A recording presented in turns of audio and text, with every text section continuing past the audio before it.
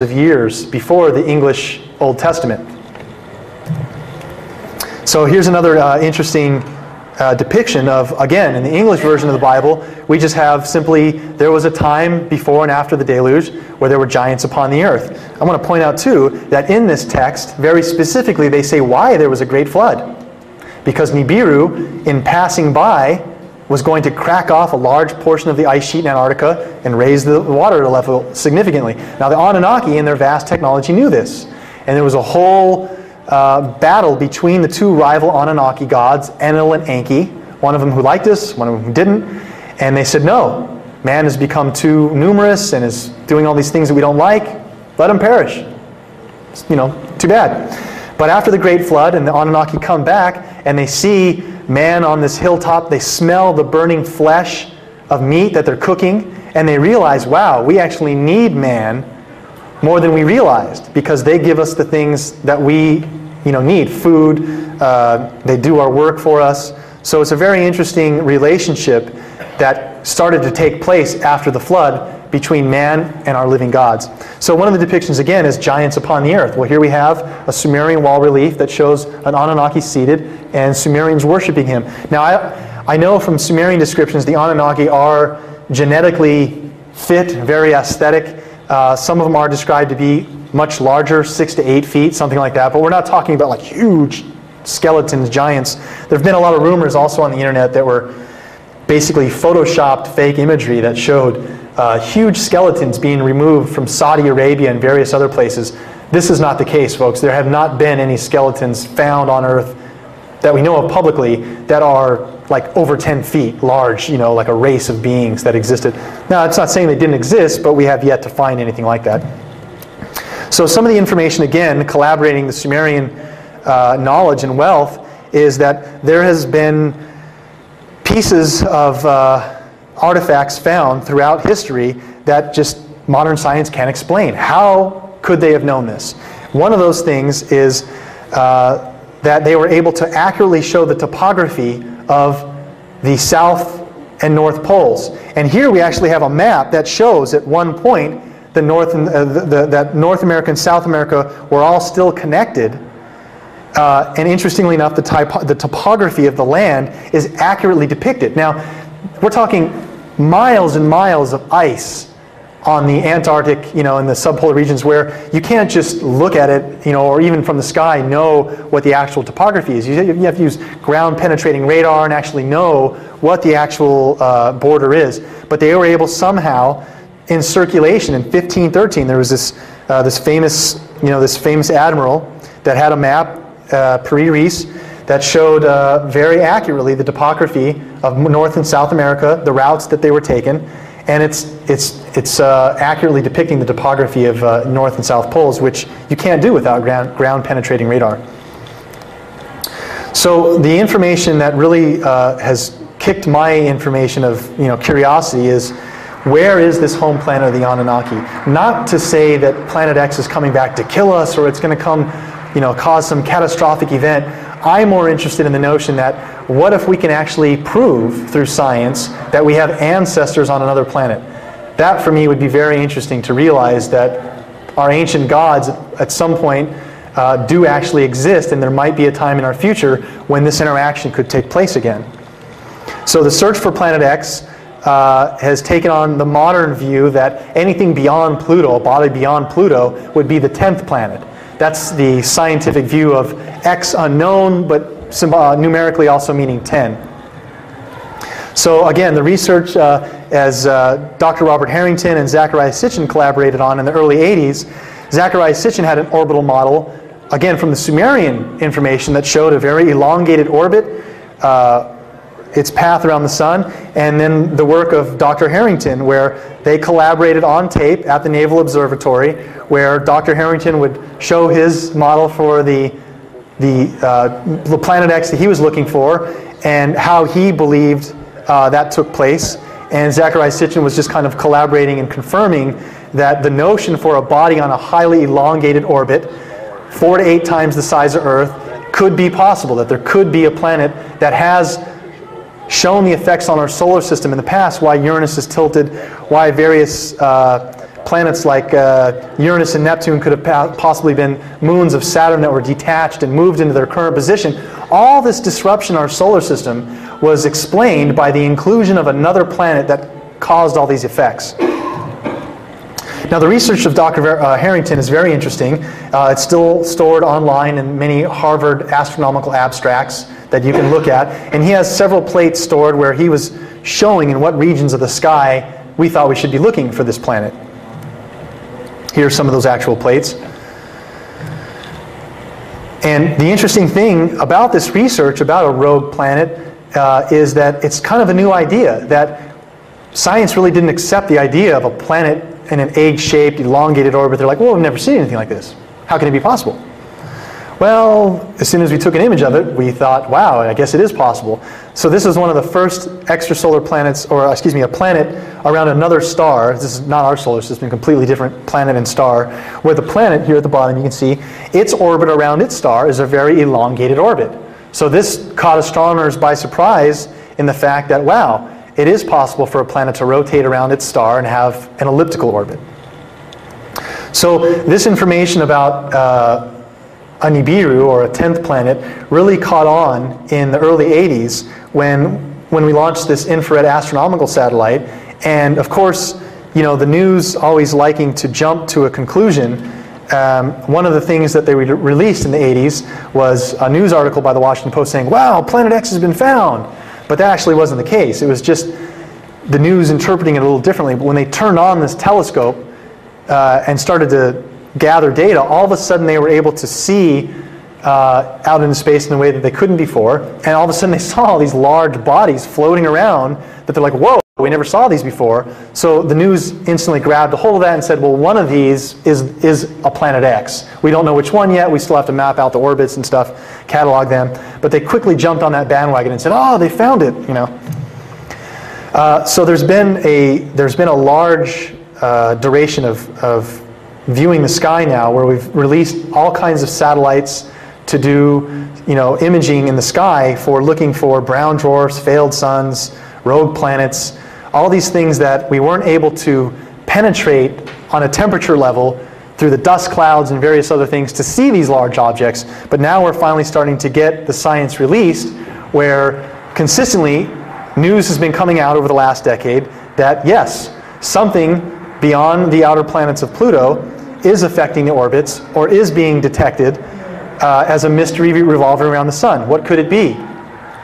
And even to this day, we have misinformation or speculation about the 10th planet being found. Now NASA, again, their standpoint is anything beyond Pluto, 9, it's the 10th. But what I'm looking for, and what I will continue to prognosticate as the 10th planet, if it ever is found, would have to be a planet 4 to 8 times the size of Earth, a big planet. So if we are to find a planet like that, that will really get on my radar as, here's something we need to watch out for, because very specifically, we could have ancestors on that planet. Now, some of the technology that we have out there now, that we've just started to, you know, launch and utilize, will be able to detect planets such as 4 to 8 times the size of Earth. This is a telescope called the Surtif telescope. When they first launched this, I went to a seminar at the Jet Propulsion Laboratories and met with one of the lead astronomers on the project. Her name is Dr. Michelle Thaler. And I asked her point blank, do you believe that an object 4 to 8 times the size of the Earth could exist in our solar system, but we just haven't detected it yet? And she said, yes, I do. But this telescope is going to focus in on very specific points in the sky. It's not like this one. We look back here. Let me go back a couple slides. I missed it. The wire was a very wide angle array, so it didn't really go out as far, but it would be able to see a lot of information at once. Whereas the Surtif can hone in on a very specific point and gather very, very accurate detail. The information, like this image that we're seeing below here, the information released by the Surtif was just unbelievable in the detail that they were able to get. Here's what they would normally see in visible light up at the top. When they turn on the Surtif and all of a sudden use all the new instruments on board this, now all of a sudden all those little red dots you see highlighted, those are all stars.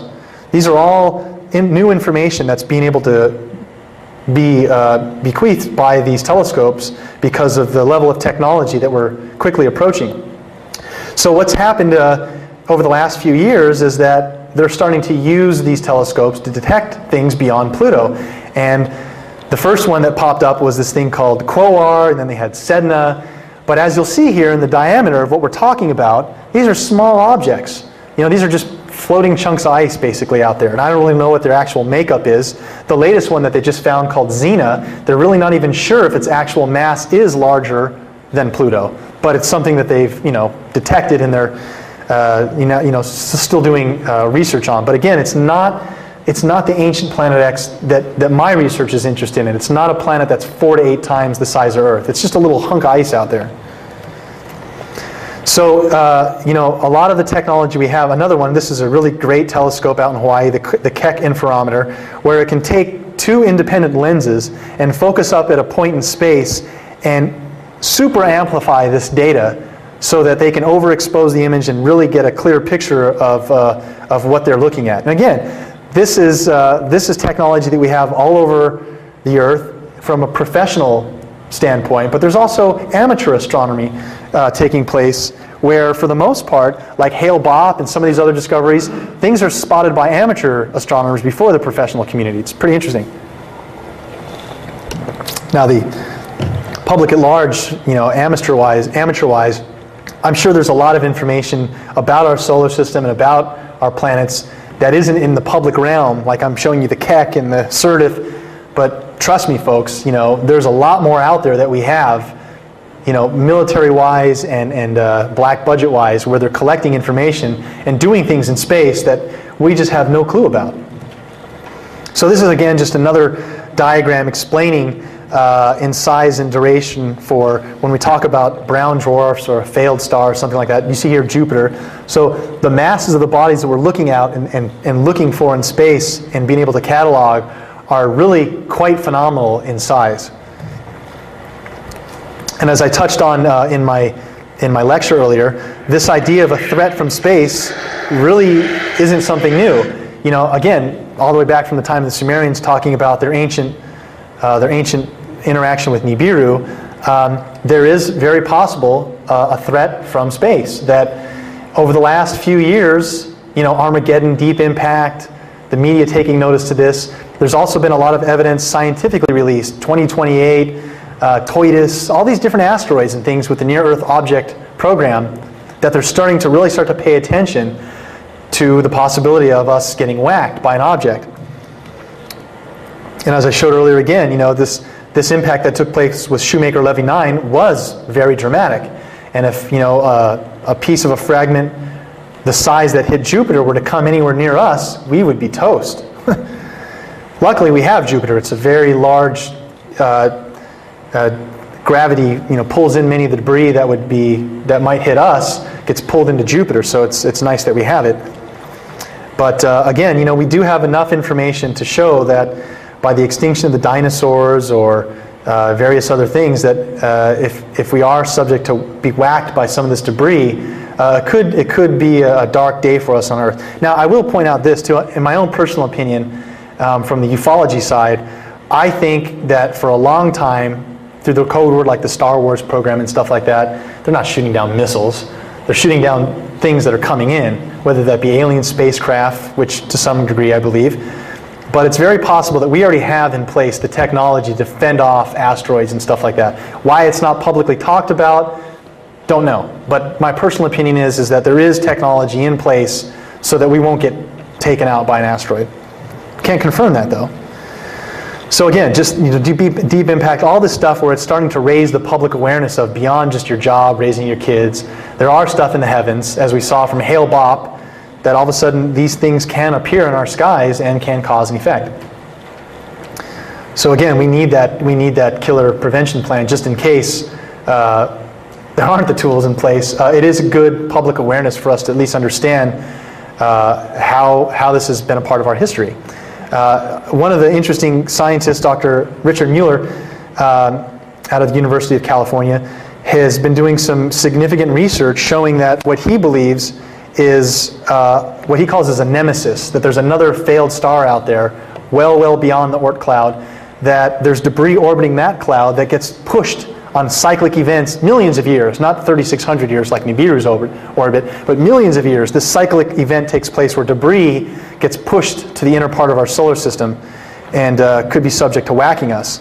Here's one of the depictions showing this nemesis star, which would be like on the other side of our solar system, and that we would, there would be an object that could orbit between both of those suns. So for instance, if we have a planet X, let's say, in Nibiru, it's very possible, through the work of like the Hubble telescope, imaging other solar systems, we see that a lot of them are binary, having two suns. So it's very possible that our solar system is also binary, but our sun, our second sun, is a failed sun, sitting way out there in space. But again, the event that takes place is that there is debris that's cycling around that failed sun and comes also back into our vicinity. And Dr. Mueller said that this happened on a cyclic event that took place over millions of years. So again, another one of the asteroids being tracked in Earth's vicinity was this asteroid called 4179 Toides. And it was just very interesting that, again, there are asteroids being plotted that, for what they call to be like a really, really, really, really close asteroid would be anything passing between the distance of the Earth and our moon. It doesn't happen very often, but if an asteroid does pass between the Earth and our moon, that is kind of like the window of like red alert. So they have been detecting some of these, and we've sent out probes and orbiters. We actually landed on a comet just recently, which was a very interesting accomplishment. But we take infrared, we take instrument readings and try and analyze the orbital path of how this asteroid is spinning to see if we can plot if it's ever going to be on a collision course with Earth. So some of the other interesting points, as I'll start to wrap it up here, are the Sumerians had another very interesting aspect of the artifacts that they left, where they had depictions of what the Sumerian gods called Igigi. Now these were also Anunnaki. Anunnaki and Igigi are two words basically meaning the same thing. Igigi were the Anunnaki that stayed up aboard the craft. And the Sumerians wrote specifically that these Igigi had helpers that helped them and would sometimes come to Earth, would fly their craft, or would relay information by the Anunnaki to the people. And interestingly enough, these depictions of these helpers look just like our modern day gray aliens. And these are artifacts, again, that we have on display and have been held in the museums around the world. And the Sumerians described these as helpers of the Anunnaki. And that there were actually texts that would tell you how you could interact with this being to find out whether or not it was actually alive or not. Because they said that some of these beings acted as though they were alive but clearly weren't. So for me, how do I interpret that as other than it was probably an android or some type of hybrid being that the Anunnaki created? Another depiction of these helpers. So it's just a very interesting coincidence when we look at the bulbous heads, the oval-shaped eyes, and the connection or the correlation to the same things that we have now with UFO reports and the aliens being abducted, or humans being abducted by these grays. And one of the things I'd like to point out is, we can't in the time completely cover this information, but one of the big points of the Anunnaki and their tale bequeathed to the Sumerians is, again, they were their living gods. So God, in that official sense, was the Anunnaki explained that they basically took the pre-hominoid man, the Neanderthal man, that was evolving here naturally, and took 20% of their genes and 80% of the Anunnaki gene to create us in their image and after their likeness. Just like the Bible says, word for word. So it's a very interesting tale that the Sumerians tell us the Anunnaki created us to be workers, like a slave race, to mine the gold out of southern Africa. The Anunnaki originally coming here needed to repair Nibiru's atmosphere. Now again, this is all written down in Sumerian text, very detailed explanation. The Sumerians say the Anunnaki came here originally seeking gold and other fine precious elements to repair their atmosphere. So when they first started doing this excavation of the gold, roughly 300,000 years ago in southern Africa, they found out this is a very toiling job. They didn't like having to do it, so they created a worker race, us. And there are several Sumerian depictions and tablets that show, just like in the Adam and Eve tale in English, there is an actual Sumerian tale of where one of the Anunnaki scientists, her name was Ninharsad, created the first perfect working model, and she called it the atom. And in Hebrew, there's a word called Adamu, which means worker. So it's not in English like Adam as a name, it was Adamu as a worker. And there's an actual cylinder seal where she's holding up this being, And she says, my hands have made it. And the tale goes on to tell where the first version, the arm didn't work, the kidney didn't function, until finally they had the perfect working model. So the interesting connection I show between these helpers and today's modern day UFO depictions is, I think it's very possible, if the Anunnaki did create us in their image and after their likeness, that they could have another race of beings, a hybrid race, that they may have created or, you know, spliced their genes with, that are here now kind of overseeing us or kind of watching their grand experiment. And the reason why I say that is, a lot of times when people report alien abduction, they're taken on a craft, there's reproductive fluids taken, it's basically like a medical examination that takes place. So it's very possible that they're taking this information, gathering it, and relaying it back to the Anunnaki about how their grand experiment of us is coming along. Now I would have to kind of speculate in saying, why don't we see the aliens today? Where are all the aliens? Why are, you know, the UFO such a hush-hush topic? And my own personal opinion on it is that I feel like the public at large is being desensitized to this information. I started my research, again, 10, 11 years ago, and as a college student, I learned how to approach this information by having to be up here and telling you about it, because suffering the ridicule of coming to my peers and other, you know, college students at the time and saying, you know, this is true, this is going on, all this information is true. The government isn't going to come straight out and tell us this. And my own personal opinion is that there's probably some type of galactic federation of planets or a conglomerate race of beings, like we see depicted in Star Wars or Star Trek, for what have you, that for whatever reason, we are on quarantine.